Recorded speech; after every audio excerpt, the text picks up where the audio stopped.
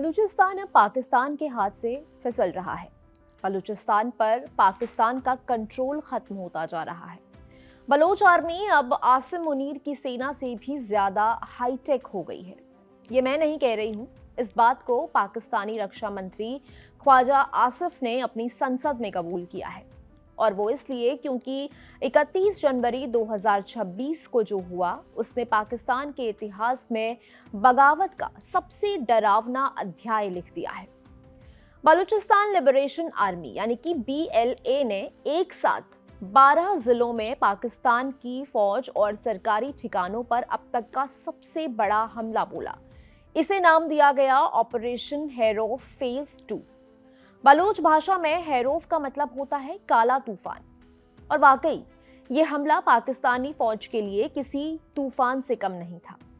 एक साथ 12 जिले और 48 अलग अलग लोकेशंस, क्वेटा से लेकर ग्वादर तक हर उस जगह को निशाना बनाया गया जो पाकिस्तान सरकार की ताकत मानी जाती है। Police station, army camps, check points और सरकारी दफ्तर सब धुएं और आग में घिर गए।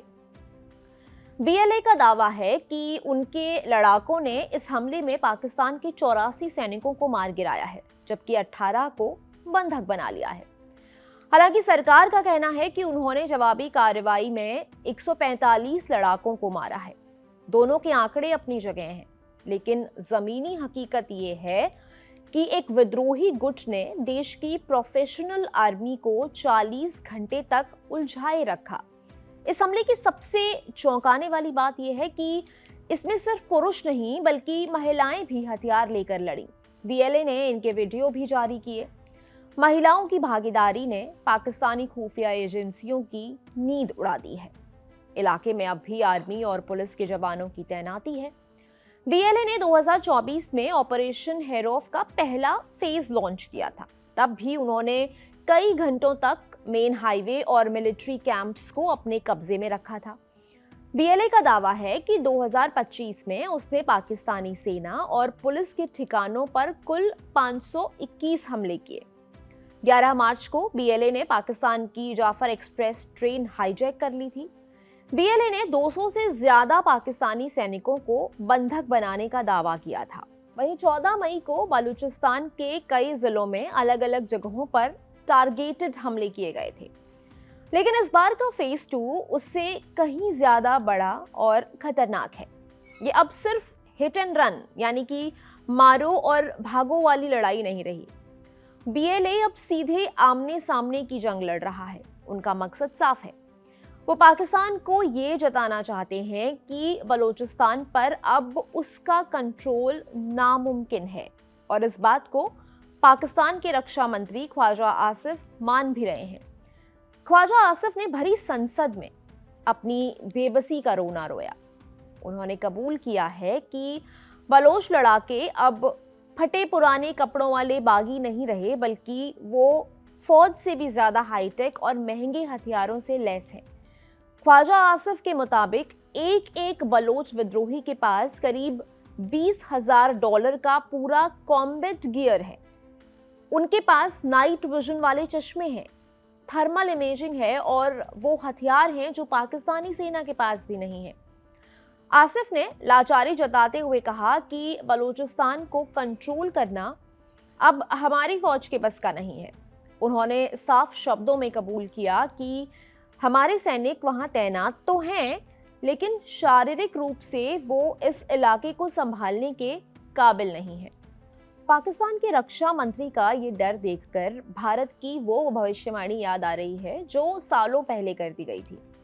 2016 में PM मोदी ने लाल किले से बलूचिस्तान का जिक्र किया था और कहा था कि भारत अब इस मुद्दे को ग्लोबल स्टेज पर ले जाएगा, और उससे भी पहले 2014 में भारत के NSA अजीत डोभाल ने पाकिस्तान को एक बहुत सख्त चेतावनी दी थी।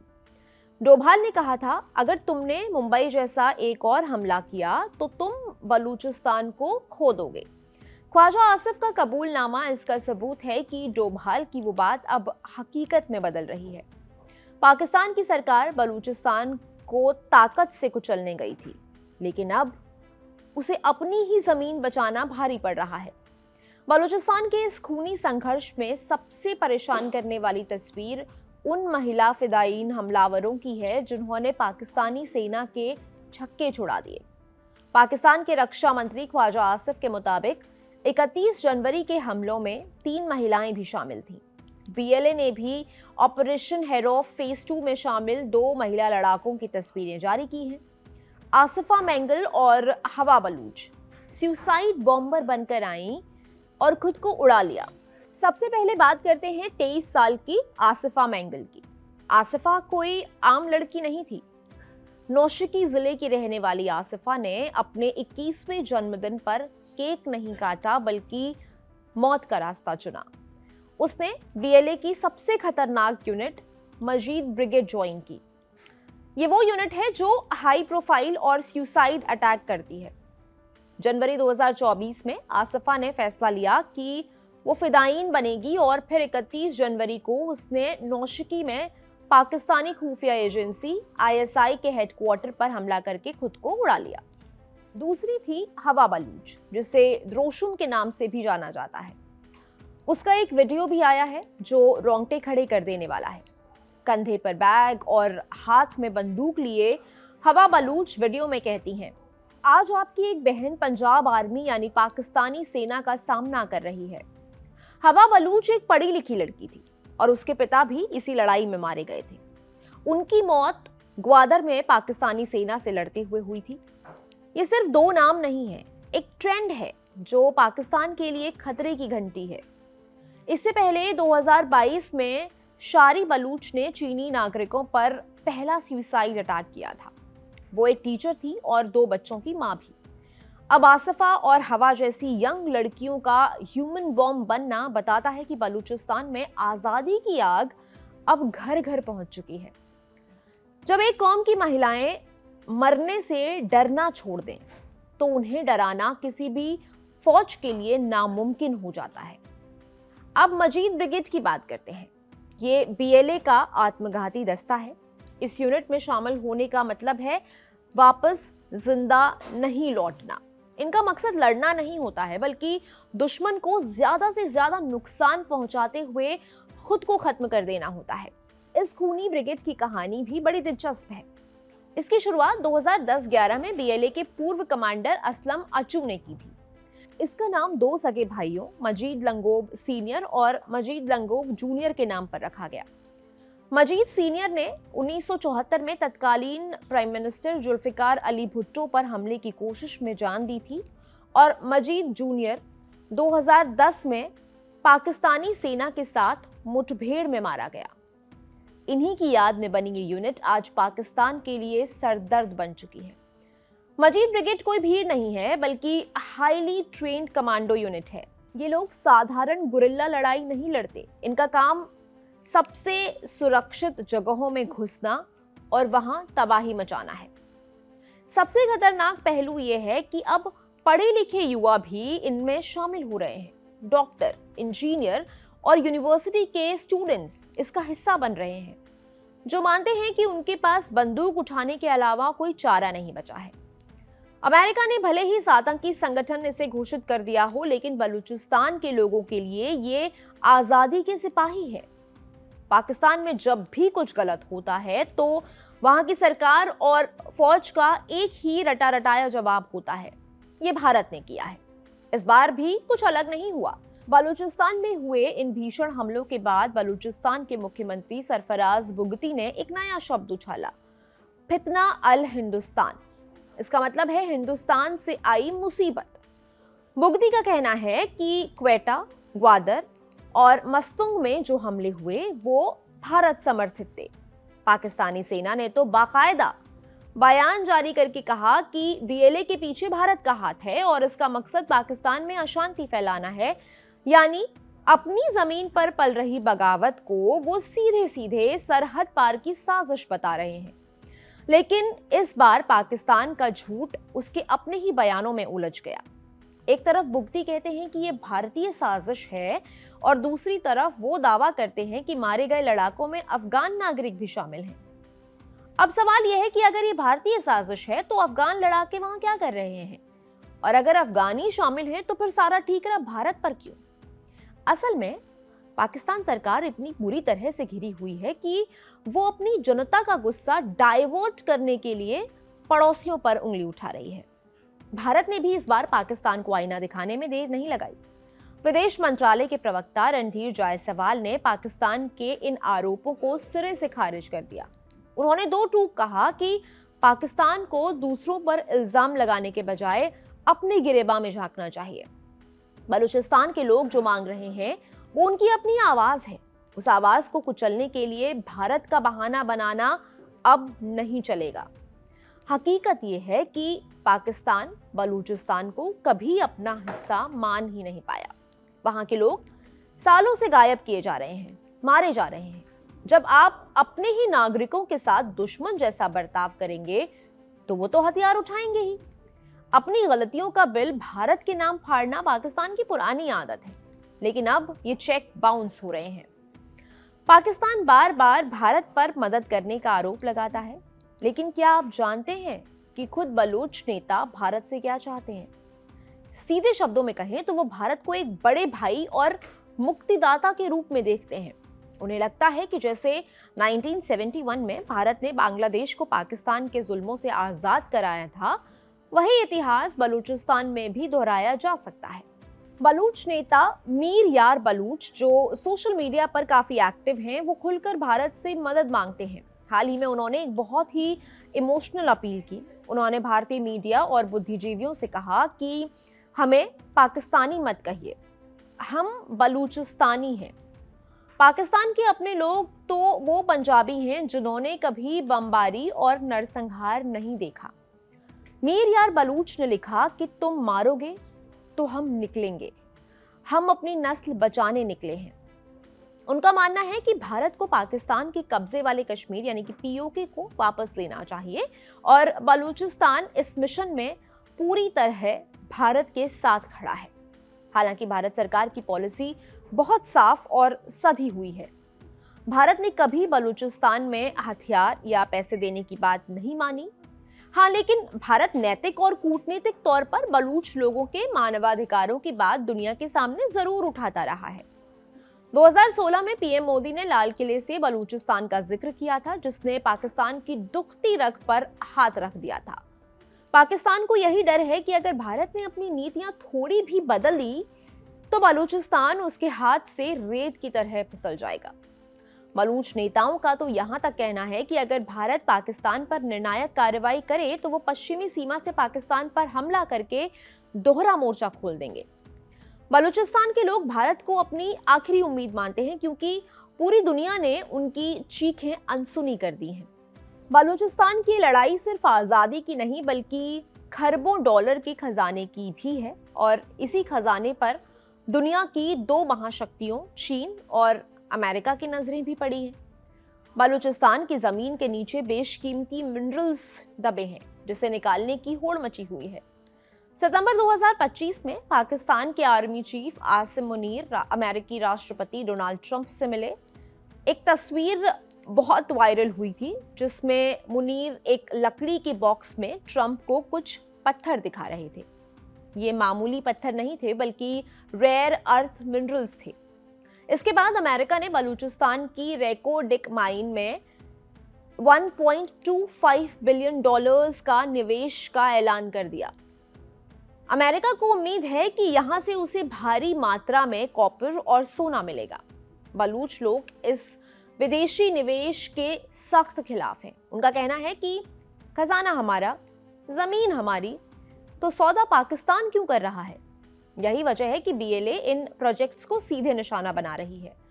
अमेरिका के लिए ये दाव बहुत जोखिम भरा है, क्योंकि जिस रेको डिक माइन पर वो पैसे लगा रहे हैं वो अफगानिस्तान और ईरान के बॉर्डर के पास एक बहुत अशांत इलाके में है। दूसरी तरफ चीन की हालत और भी खराब है। चीन ने अपने ड्रीम प्रोजेक्ट CPEC यानी कि चीन पाकिस्तान इकोनॉमिक कॉरिडोर के तहत पाकिस्तान में करीब 5 करोड़ 40 लाख रुपए झोंक रखे हैं। ग्वादर पोर्ट इसका दिल है, जहां से चीन अपनी तेल की सप्लाई सुरक्षित करना चाहता है, लेकिन बीएलए के भीषण हमलों से डरकर चीन ने ग्वादर में अपने सारे जमीनी काम बंद कर दिए हैं और अपने इंजीनियर्स को वापस बुला लिया है। ये पाकिस्तान के लिए बहुत बड़ा झटका है। एक तरफ वो अमेरिका को नए सपने दिखा रहा है और दूसरी तरफ उसका पुराना दोस्त चीन जान बचाकर भाग रहा है। पाकिस्तान इस वक्त दो नावों पर सवार है। एक तरफ वो चीन का कर्जदार है और दूसरी तरफ अमेरिका को लुभाने के लिए अपने संसाधन गिरवी रख रहा है। लेकिन बलूचिस्तान के हालात बता रहे हैं कि कोई भी विदेशी ताकत वहां टिक नहीं पाएगी। जब तक यहाँ के स्थानीय लोगों को उनका हक नहीं मिलता, तब तक चाहे डॉलर हो या युआन, सब आग में जलकर राख हो जाएंगे। ग्वादर में चीन का बोरिया बिस्तर समेटना अमेरिका के लिए भी एक बड़ी चेतावनी है। बलूचिस्तान का ये गुस्सा अचानक नहीं फूटा। ये बहुत पुरानी कहानी का नया और ज्यादा खतरनाक चैप्टर है। बलूच पहचान और बलूच आबादी सिर्फ पाकिस्तान तक सीमित नहीं रही। ये पाकिस्तान के बलूचिस्तान, ईरान के सिस्तान, बलूचिस्तान और अफगानिस्तान के कुछ हिस्सों तक फैली हुई है। यही वजह है कि बलूचिस्तान में भड़की आग की गर्मी सिर्फ इस्लामाबाद तक नहीं बल्कि अफगानिस्तान तक महसूस होती है। पाकिस्तान के हिस्से वाले बलूचिस्तान का पाकिस्तान से संघर्ष 1947 में बंटवारे के समय ही शुरू हो गया था। बंटवारे से पहले बलूचिस्तान पर कलात रियासत का शासन था। पाकिस्तान की तरह उन्होंने भी आजाद देश की मांग तेज कर दी। अंग्रेजों के सामने पक्ष रखने के लिए मोहम्मद अली जिन्ना को अपना सरकारी वकील बनाया। बलूचिस्तान नाम से एक नया देश बनाने के लिए 4 अगस्त 1947 को दिल्ली में एक बैठक बुलाई गई। इसमें कलात रियासत के मीर अहमद खान के साथ जिन्ना और जवाहरलाल नेहरू भी शामिल हुए। बैठक में जिन्ना ने कलात की आज़ादी की वकालत की और सुझाव दिया कि 4 जिलों कलात, खरान, लासबेला और मकरान को मिलाकर एक आज़ाद बलूचिस्तान बना दिया जाए। 12 अगस्त 1947 को बलूचिस्तान एक अलग देश बन गया। हालांकि इसमें एक पेच ये था कि बलूचिस्तान की सुरक्षा पाकिस्तान के हवाले थी। आज़ादी घोषित करने के ठीक 1 महीने बाद 12 सितंबर को ब्रिटेन ने प्रस्ताव पारित कर कहा कि बलूचिस्तान एक अलग देश बनने की हालत में नहीं है, वो अंतर्राष्ट्रीय जिम्मेदारियां नहीं उठा सकता। कलात के मीर अहमद खान ने अक्टूबर 1947 में पाकिस्तान का दौरा किया। उन्हें उम्मीद थी कि जिन्ना उनकी मदद करेंगे, लेकिन जिन्ना ने बलूचिस्तान का पाकिस्तान में विलय करने की बात कही। खान ने इनकार कर दिया। जिन्ना ने कई बलूच सरकारों को अपनी तरफ मिला लिया। 26 मार्च 1948 को पाकिस्तानी सेना बलूचिस्तान में घुस गई। अब खान के पास जिन्ना की शर्तें मानने के अलावा कोई दूसरा ऑप्शन नहीं था। बलूचिस्तान सिर्फ 227 दिनों तक ही आजाद देश बना रह सका। इस कब्जे से बलूचिस्तान की एक बड़ी आबादी के मन में पाकिस्तान के लिए नफरत पैदा हो गई। इसके बाद बलूचिस्तान में पाकिस्तान विरोधी कई हथियारबंद गुट सक्रिय हुए। इनमें से 2 मेन हैं, बीएलएफ और बीएलए। बलोच नेता जुमा खान मरी की अगुवाई में 1964 में बीएलएफ बना। अस्तित्व में आने के बाद बीएलएफ पाकिस्तान और ईरान में विद्रोह कर रहा था। करीब 5 साल बाद बीएलएफ ने ईरान के खिलाफ लड़ाई रोकने के लिए ईरान के शाह से बातचीत की। 70 के दशक से बीएलएफ जैसे विद्रोही गुट पाकिस्तान के खिलाफ हो गए। बीएलए बलूचों के दमन के खिलाफ पाकिस्तानी सत्ता को सबसे ज्यादा ताकत से चुनौती देता है। 2000 के आसपास बीएलए उभरा। तब इसके नेता बलोच मरी हुआ करते थे। जुलाई 2000 में बीएलए ने क्वेटा के बाजार में बम विस्फोट किया। 2011 से बीएलए ने पाकिस्तानी सेना, बलूचिस्तान के गैस प्रोजेक्ट्स में काम करने वाले विदेशी मजदूरों, इंफ्रास्ट्रक्चर और पुलिस चौकियों पर हमले तेज कर दिए। ब्रिटेन और अमेरिका समेत कई पश्चिमी देशों ने बीएलए को इंटरनेशनल टेररिस्ट ग्रुप घोषित किया हुआ है। पाकिस्तान का दावा है कि ईरान और अफगानिस्तान में भी बीएलए के ठिकाने हैं। बलूचिस्तान आज पाकिस्तान का सबसे बड़ा राज्य है और 44% हिस्सा कवर करता है। इसके बावजूद यहाँ पूरे पाकिस्तान की महज 6% आबादी रहती है। बलूचिस्तान तेल, सोना, तांबा और दूसरी खदानों से संपन्न है। इन संसाधनों का इस्तेमाल कर पाकिस्तान अपनी ज़रूरतें पूरी करता है। इसके बाद भी ये इलाका सबसे पिछड़ा इलाका है। बीएलए की मांग है कि बलूचिस्तान को आज़ाद देश का दर्जा मिले। पाकिस्तान इस इलाके से अपनी सेना बाहर निकाल ले और बलूचिस्तान के संसाधनों पर उसका कंट्रोल खत्म हो। बीएलए का कहना है कि पाकिस्तानी खुफिया एजेंसी आईएसआई और सेना आतंकी संगठन आईएसआईएस की तरह बलूचों पर बर्बर हमले करवाती है। वीबीएमपी यानी कि voice of Baloch missing persons के मुताबिक पिछले 15 साल में पाकिस्तानी सेना ने 7,000 से ज्यादा बलूचों को गायब कर दिया है। इन्हें मार दिया गया है या फिर ऐसी जगह कैद कर रखा है जिसकी कोई खबर ही नहीं है। लेकिन अब वक्त बदल रहा है। बलूचिस्तान के पहाड़ों से उठ रहा धुआं साफ बता रहा है कि चिंगारी ने भीषण आग का रूप ले लिया है। बलूचिस्तान की लड़ाई अब किसी एक गुट या कुछ विद्रोहियों की लड़ाई नहीं रही। ये एक कौम के अस्तित्व की लड़ाई बन गई है। जब 21 साल की लड़कियां किताबें छोड़कर कमर पर बम बांधने लगे तो समझ लीजिए कि उस समाज में अब खोने के लिए कुछ नहीं बचा है।